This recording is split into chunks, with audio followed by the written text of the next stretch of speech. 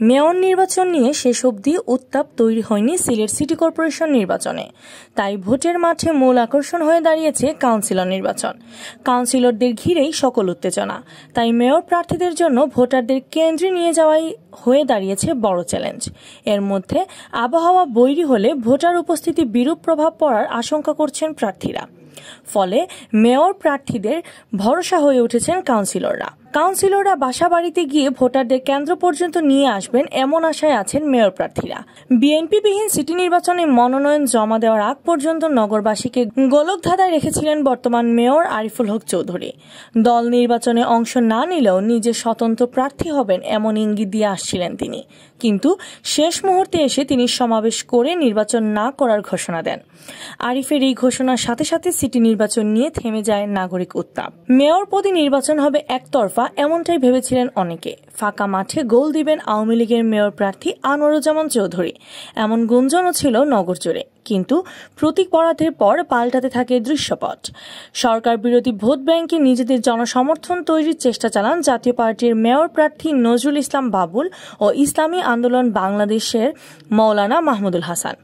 বরিশাল নির্বাচনে দলীয় প্রার্থী মুফতি ফয়জুর করিমের উপর হামলার ঘটনার পরপর সিলেটের নির্বাচন বর্জনের ঘোষণা দেন ইসলামী আন্দোলন বাংলাদেশের প্রার্থী মৌলানা মাহমুদুল হাসান। এরপর নানা বিতর্কে জড়িয়ে পড়েন জাতীয় পার্টির নজরুল ইসলাম বাবুল।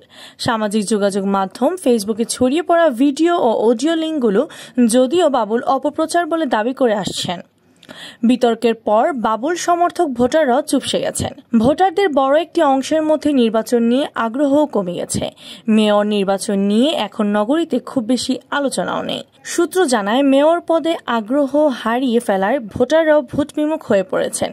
শুরুতে অনেকে সপরিবারে ভোট দিতে আগ্রহ প্রকাশ করলেও এখন ভিন্ন চিন্তা করছেন। এছাড়া গেল কয়েকদিন ধরে সিলেটে থেমে থেমে ভারী বর্ষণ হচ্ছে। ঘণ্টাখানেক বৃষ্টিপাত হলে নগরের বেশিরভাগ এলাকায় দেখা দিচ্ছে জলাবদ্ধতা।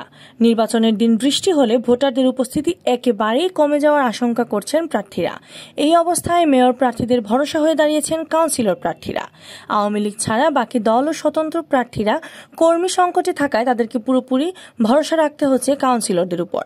কাউন্সিলররা কেন্দ্রে ভোটার নিয়ে গেলে তবেই ভোট পড়বে মেয়রদের বাক্সে।